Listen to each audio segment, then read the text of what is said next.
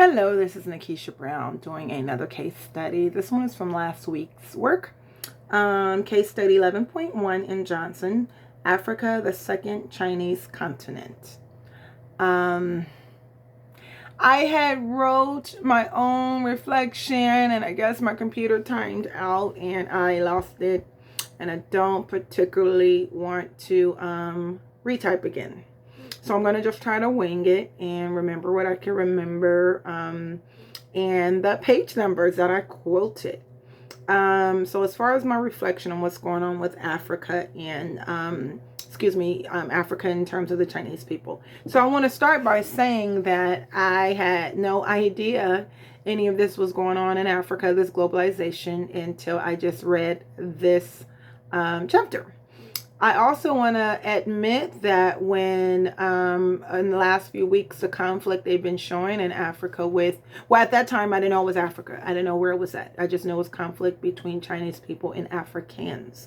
To be honest, I wondered under what context Africans and Chinese people were dealing with each other, as far as was there a population of Africans in China? Like there's a population of Africans throughout Europe, like I know France, the UK, Greece, different places in Europe do have a population of Africans. So I was wondering, are there African people in China? Kind of how did they get there? I know how we got to Europe, the Mediterranean, I know the Middle East.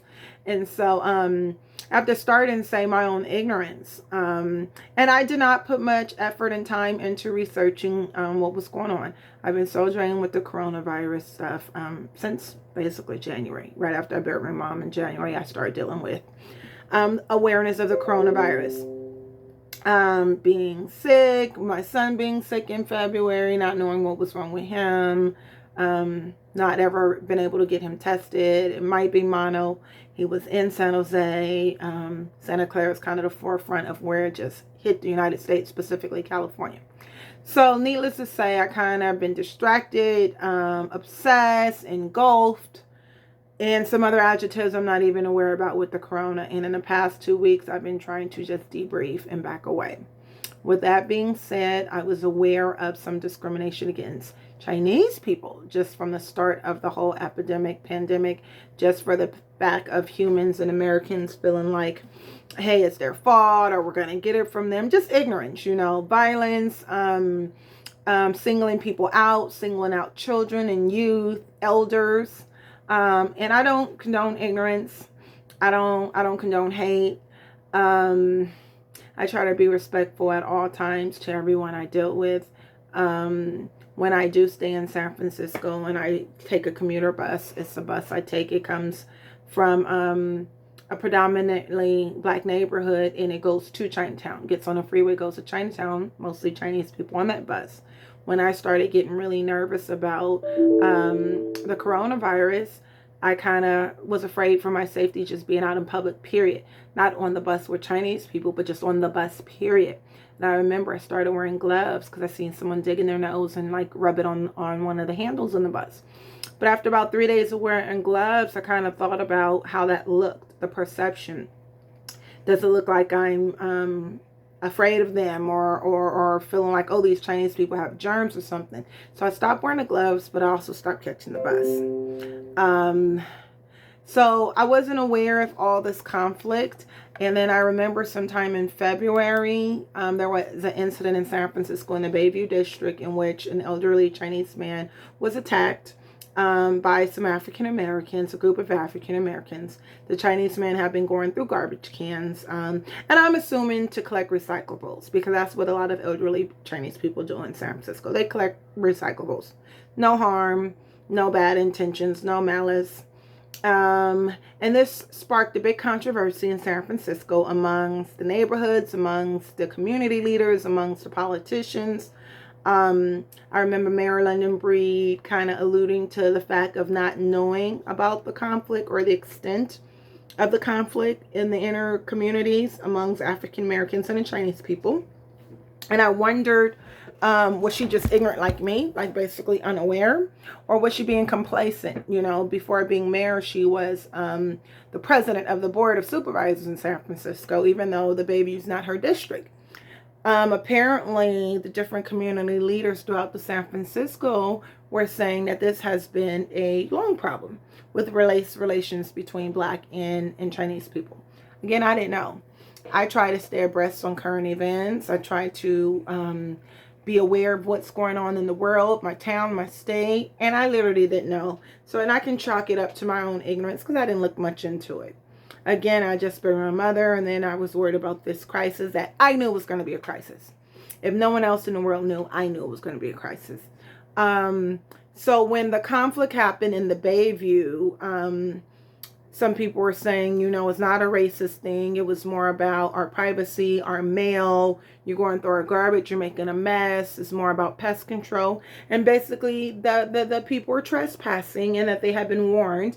And if a Black person was rummaging through the garbage cans in another neighborhood, they may have been harassed or discriminated against. Or maybe you could even be arrested criminally because there is privacy laws. So I was thinking about the different arguments, and I was wondering, did people really feel that the Chinese man had malintent, or was it deeper than what was on the surface?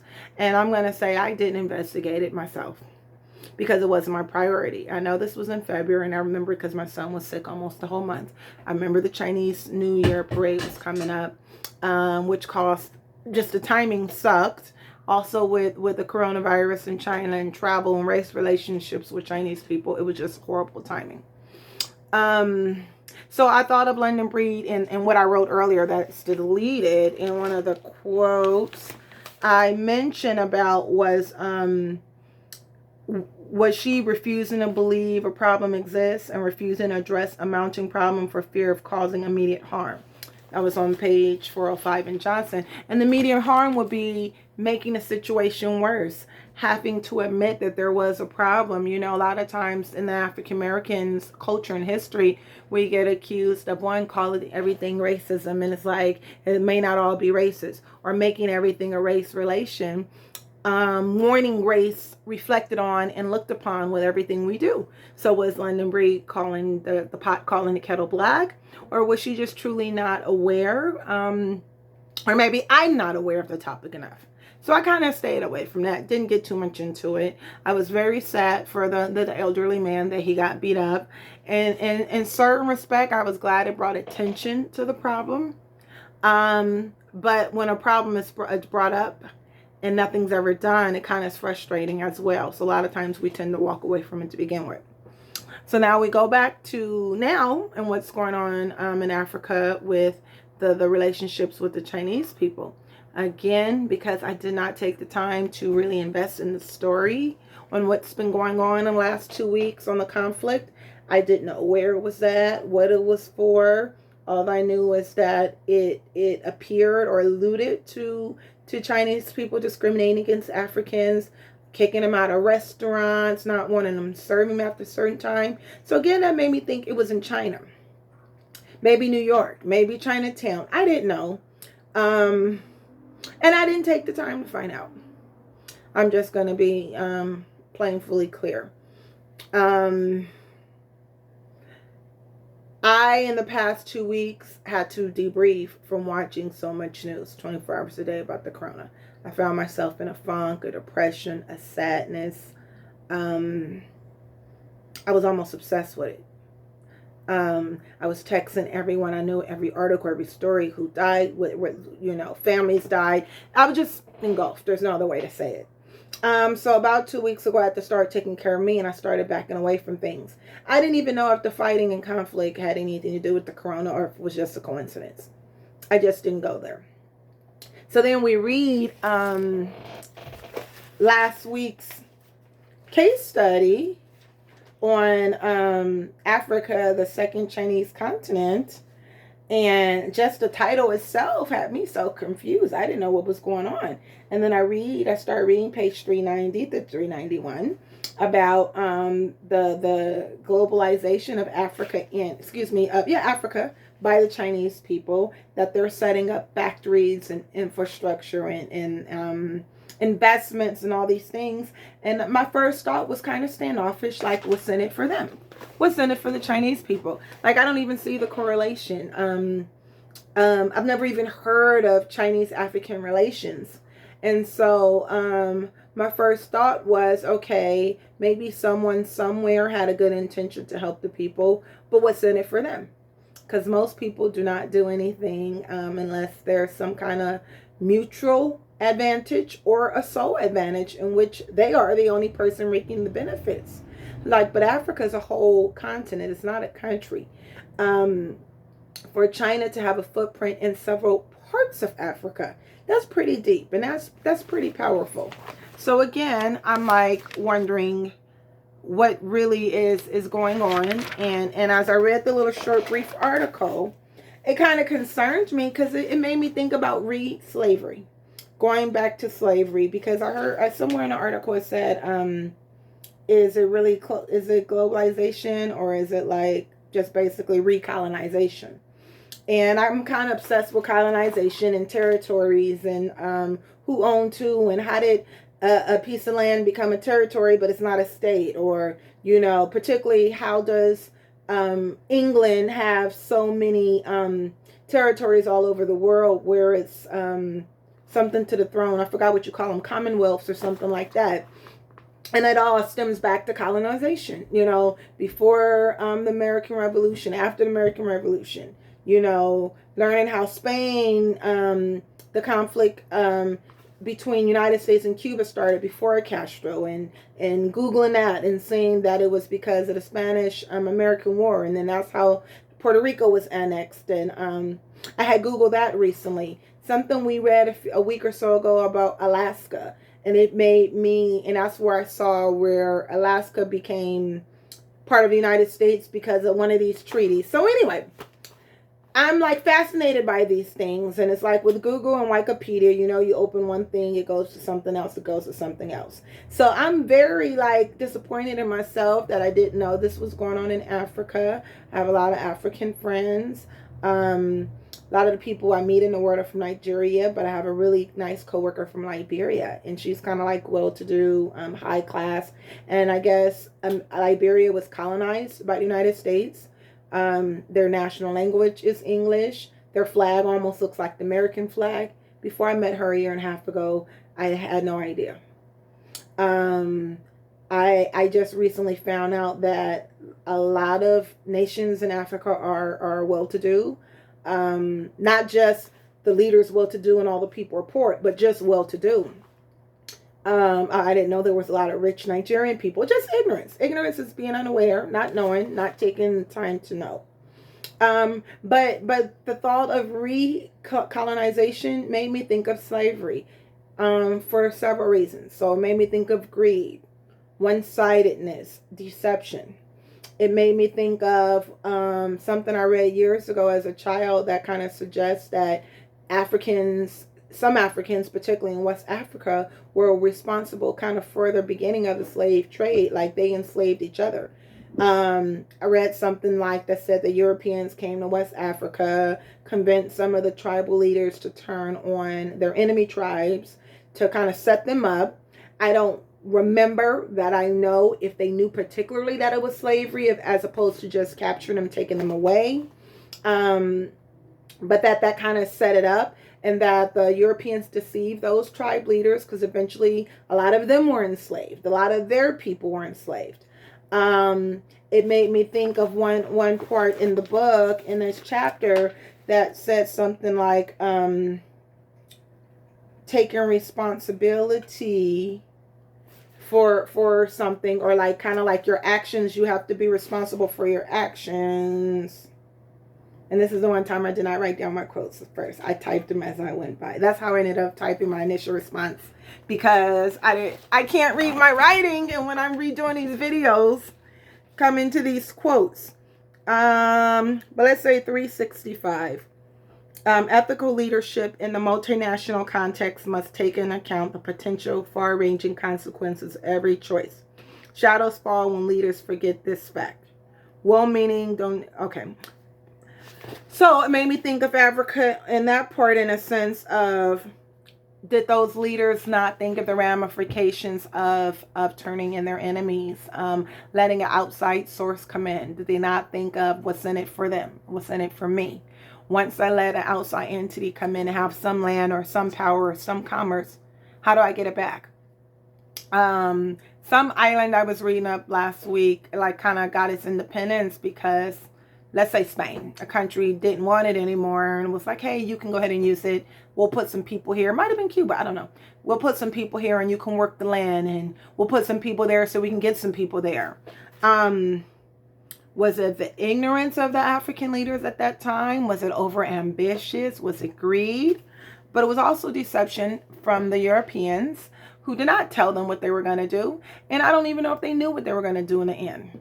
But look how it affected the world. It affected the world because slavery didn't just come from one place and go to one place.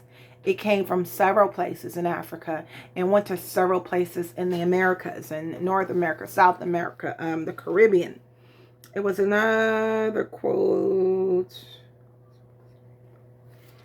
that kind of touched on that as well.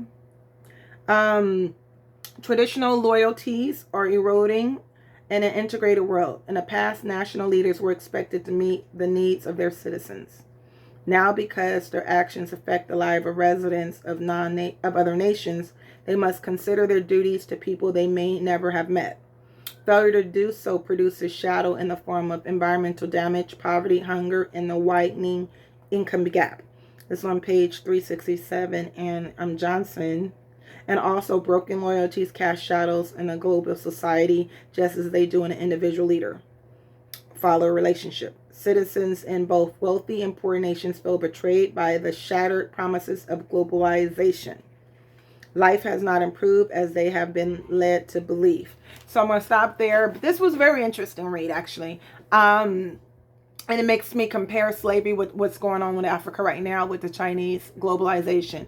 I mean, to read that there are companies in these towns and it's being promoted to promote the economy, the wealth, the independence, the infrastructure, all things that Africans can't afford to do on their own. Some places in Africa, I should say. And it said that it's harder for them to get their own loans from the West. So getting these loans from China might be their only way out. And it's being presented as a way to help them. But is it really helping them? Because they're taking these loans that they may take forever to pay back. They're being indebted to the Chinese companies that are in their towns. And they're still being harassed and discriminated against. To read that some Chinese people are calling Africans monkeys. In this day and age, 2020, this was written probably 1819. Calling them monkeys. Not allowing them in their restaurants after 5. And it's like, you're here in their town, living, working. Some of these companies, the Chinese workers, are making more money than the Africans. And it just made me think about how the world changes and stays the same. Somewhere in the world, Chinese people are discriminated against. They're looked down upon. But they're doing the same thing to Africans. Just like here in the United States, Latinos are taking the jobs that, not taking them like they're taking them from us, but they're accepting the jobs, low paying jobs, under minimum wage, less than par living and working conditions, making me think of the sweatshops where juveniles and adolescents are working, risking their life and their safety. Where immigrants are standing outside a Home Depot, and I shouldn't say immigrants like they're all immigrants, but a lot of them are, but it has nothing to do with that. Just people who don't work, who don't have a job, but they're trying to do whatever to put food on their table. So in Africa, we have centuries and centuries of poverty. I don't know how it was set up for China to start doing commerce there, but on the surface, that might have sounded like a good idea. We never can change something until we get like a life raft.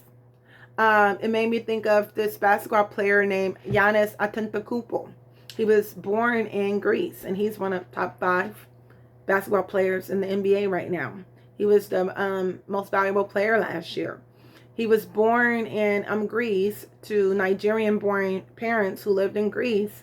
And for his first 18 years, I believe, he didn't have any citizenship.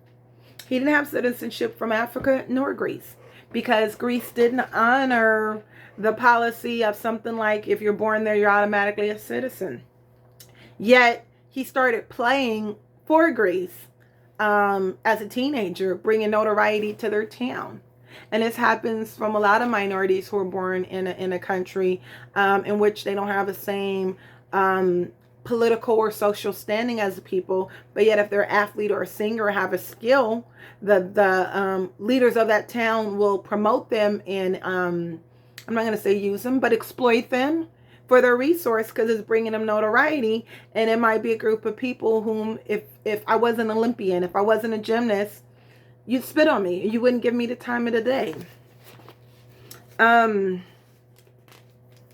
Yeah, it kind of got deep. I mean, the misplaced loyalties, shadow of inconsistency. It went all over the place for me. What I do know is that there needs to be more transparency in what's going on in Africa right now between the companies. Some of the companies have responded saying that they don't know or did not know that the discrimination was going on, that they're dealing with it. I believe one of the Chinese workers was deported. I think that they're saying that they're trying to make it where there's more fairness in the work sites and the wealth and blah, blah, blah, blah, blah. I know the article was specifically talking about Kenya and how the Kenyan people were feeling isolated and demeaned because they had supervisors talking to them, talking down to them, talking to them like they were less than people, like they were animals. And it kind of reminds us as Americans that even though there's millions of years of racism here, especially among the Black communities, it's still not the same in the rest of the world, and vice versa. I look at South Africa, apartheid, the conflict. I believe South Africa is more of Dutch people or something, the Netherlands people down there. And how even after Mandela became president and after all the fighting and the thing with the rugby, that there's still a lot of political unrest there. It make me feel like we just really need to get it together. We're at 22 minutes, so I'm going to try to wrap up, but I just want to address a few of the questions, discussion probes. What global shadows are Chinese leaders casting or in danger of casting in Africa? So a few things. They are risking the chance of alienating the people in Africa, making them feel that they're untrustworthy and not honest. They are mismanaging information as far as their true intentions and the goal of these companies. A lot of people are afraid that if the debt isn't paid, then Chinese people will take the land. And the only thing I can think of that correlates and bring all this together, globalization, nationalization, is land. That and the resources that are there, meaning the mining, the oil, the gas, whatever the natural resources that Africa has, that they're one, trying to find a backdoor way to capitalize on those resources. And two, by gaining the land, if the Africans default on the loans, then they're spreading their territory. Now, I don't know if that's as big of a thing now as it was 50 years ago, 100 years ago, as far as having as much land as possible, which was a thing with Spain, a thing with England, to a certain degree had to be a thing with the United States because we have territories. And what I was reading after the Spanish-American War, McKinley or something, was pro the treaty, but then we got stuff, from the treaty. We got land, we got Alaska, we got Philippines, we got different things. So the global shadow of mismanaged information, the broken loyalties, the inconsistency. You're here to help us out, but are you really helping us out? The PR nightmare, your actions say one thing you're saying one thing, but your actions is doing something else. Is China being responsible for their actions, being responsible for their presence in this other nation? Are they being transparent enough? Are they being accountable for the conflict? What are they doing to try to fix the conflict? I mean, just from what I read, it still doesn't sound like they're doing much to make it known, hey, we're here to really help these people. We're here to make a better world. It's not like it's the Peace Corps and we're trying to save people and save lives. It's not like, they're there for political reasons and we're trying to get supporters. So it's very unclear what principles China are trying to portray, China are trying to push over. At one time with colonization, when they would come over and take over another town, they would push their religion, their political beliefs, their cultures. So it makes me just wonder, really, what is the point? Why is China there? I know the United States kind of backdoored their way in Hawaii because there was pineapples and there were plantations and sugar and different promising things. And I recently read several articles about this young lady. I can't say her name, but she was the last monarchy of Hawaii. And I ran across her picture because she has some very indigenous features, wide nose, and some people believe there was of some African heritage. Some pictures I see it, some pictures she just looks indigenous. She looks kind of Indian, but kind of Hawaiian Indian, kind of like islandy Indian. But anyway, indirectly, she was overthrown. It was like a coup, and then she was overthrown because of Dole pineapples and the Dole family and in connection with the United States and the politics. So I feel a lot of ways about globalization, colonization, all those izations and other towns. Who benefits most from China's investment in Africa, or is this an equal partnership? Of course not. It's not an equal partnership. It can be equal if both people do not have the same amount of power going into it. Whenever there is an inequity in power, there's always going to be an equity over who has the most leverage, who's benefiting the most. It says something on here about the inequity of power. And again, I apologize because now I no longer where all this stuff is at. So I'm going to still wing it. China, of course, is benefiting because China is drawing the terms. China is drawing the loan. They're in a position where they have something that Africa not only wants, Africa needs. Whenever you're in that position, you always have more of the power. Right now, we're going through contract negotiations, different sports teams with their star quarterback, but you have them wait. Let's say Dak Prescott in the Cowboys, Dallas Cowboys. He's been waiting almost a year for them to sign his new contract. And it started making people feel like, hey, maybe he's not their franchise player. But one of his members of his team last year, Ezekiel Elliott, held out, got on a plane, went to Cabo, and said, hey, you want me to come find me? And holding out, he got the contract he wanted. But in this case, Dak is in more position of power because Dak is not in a position of power. The Cowboys is. Because in essence, with sports players, you can be replaced. The Cowboys has the money. So they can't buy another Dak, but they can buy another Dak, if that makes sense. So it's definitely, to me, clear that China is the one winning. Do you think China's acting like a new colonial power, turning Africa to a second Chinese continent? That I'm not sure if they're turning it into a second continent, if that's their intentions. Now, is this the beginning of what's going to end up a continent later? It definitely could be, if things stay on the path they're on now. But I don't know whether that's their intentions. Again, this is new to me. This whole scenario going on in Africa is new to me. But I know that, after the wars 1 and 2, and then the fall of capitalism, but then China's still capitalist, and China may be trying to build their empire again. Who really, really knows? And it could be also interconnected with their relations with the United States. Right now, the relations with the United States is not that great, with these tariffs and this push-pull and this just the rhetoric and the ill conversations from our president to them. What steps can the Chinese take to reduce discrimination and bias against Africans? They can care first. And I'm not saying they don't, because I don't know. But they can care first, and then they can care more.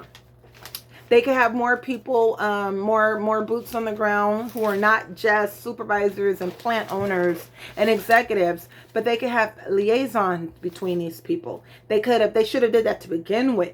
These different countries and communities where they're going building these towns, they needed transparency. They needed to talk to them, explain what they're there for, give a detailed plan of how it's going to happen, clear financial breakdown in language that everyone can understand. They need to show them they care. They need to have some kind of like non-biased human resources. Someone who doesn't have a stake in these companies, who have the Africans and the Chinese best interests in mind. Someone like a mediator type person, just a checks and balances. Someone who could build trust. Kind of like what we were talking about with the thing in Antarctica, how the leader, I forgot, the Antarctic leader, the polar leader, you needed to trust him. You needed to know he's saying what he means what he say. We needed him to admit when we mess up. They kind of need this here. Someone's going to say, we messed up here, but this is how we're going to make this better, and this is how we're going to move forward.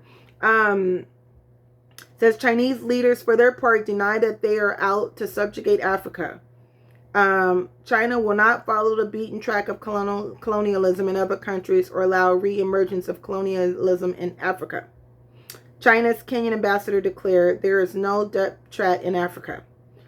As for the charges of racism, an embassy official claimed that Chinese nationals are encouraged to make positive contributions to China-Kenyan relations.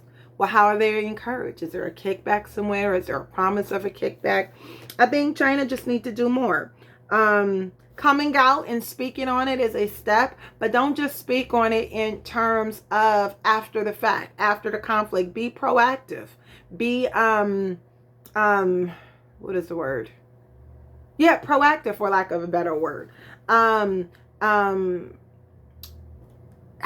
ready-made PR to already combat these potential problems that are foreseeable. One of the things in the chapter this week was talking about a crisis is a major unanticipated event that poses a significant threat. However, some of these are anticipated. We could have anticipated there were going to be conflict in Africa from the people, from the outside world, the people like us viewing what's going on, putting our opinions on what's going on. So they need to have more nurturing and more caring in their responses. They need to be preemptive going forward before they just place another company somewhere in Africa. Maybe have a team. I know, like, before new construction is being done, like in a sensitive area, there has to be like public notice, there has to be letters, there has to be like town halls. Everyone has to give their feedback. So there needs to be that kind of situation. I know in mining towns, the people have a say-so, or they should have a say-so. That's kind of what the conflict is, that these coal miner towns come, these coal mining companies come, exploit the coal of the town, the Appalachians, Kentucky, wherever they're still coal mining, use up the resources and go about their business. The people accept it because it's dressed up as a savior for the people of the town. It's dressed up as an answer to their problems. And immediately you see jobs. We see insurance. We see reopening plants without looking at the long-term ramifications. The pollution in the air, the respiratory problems that people get from coal mining facilities. What happens after the coal mining company closes up and moves along? People don't have retirement. People can't afford to take their kids, send their kids to college. What steps can Africans take to prevent being treated as a second-class citizens by the Chinese? I think they can demand for more transparency from their own government. There's some backdoor deals being made. Someone somewhere knows something. Now, it sounds like this China has relations in more than one country in Africa. So it's really hard to just make a generalization because I don't know more information about it on how it happens, how it's worked, how it's set up. But they can, each town or each country that either has a Chinese presence or that's going to have a Chinese presence, they need to have their leaders, their supervisors, their, I don't know how the political system is in Africa in the different places, but they need to demand their leaders make them a part of it. I feel like I'm not even speaking right English because I can't get my thoughts to come out again in an intellectual manner because I'm like doing a replay. But they can demand some sort of voting process before these towns come. They can put like a memorandum or I forget what that word is called, memorandum, or like a word in construction that says you can't build any construction from this time to this time, memorandum, something like that, that says no more new companies until blank blank, or for every new company this much has to go back to the people or the community, or we need an outside government agency because China can't just move into these towns without the government of these African countries allowing them to. So maybe the people need their own advocate, kind of like a union rep. They need someone who's going to speak for them and look for them, because most politicians are in it for themselves. And I'm not assuming all of African politicians are, but they all have their own motive. And it might not even be malintended, but it may be, hey, we want to compete with the West more. We want to be more modern. That's our goal. Where the people are like, no, we want to start producing our crops more. We want to mass produce. We want to learn more technology. We want to learn better ways to farm, or we want more medicine. We want better health care. I know some places in Africa, people are dying from simple things like malaria and pox and stuff because they don't have current vaccines. So there needs to be some kind of, excuse me, some kind of team. And I think Africans have to get more involved, and that's easier said than done because, as I said, I'm not involved in politics and the stuff going in my community as much as I can or should be because I'm a working mother. I'm in school. But there has to be something done before it's too late. It definitely does. Thank you. Peace.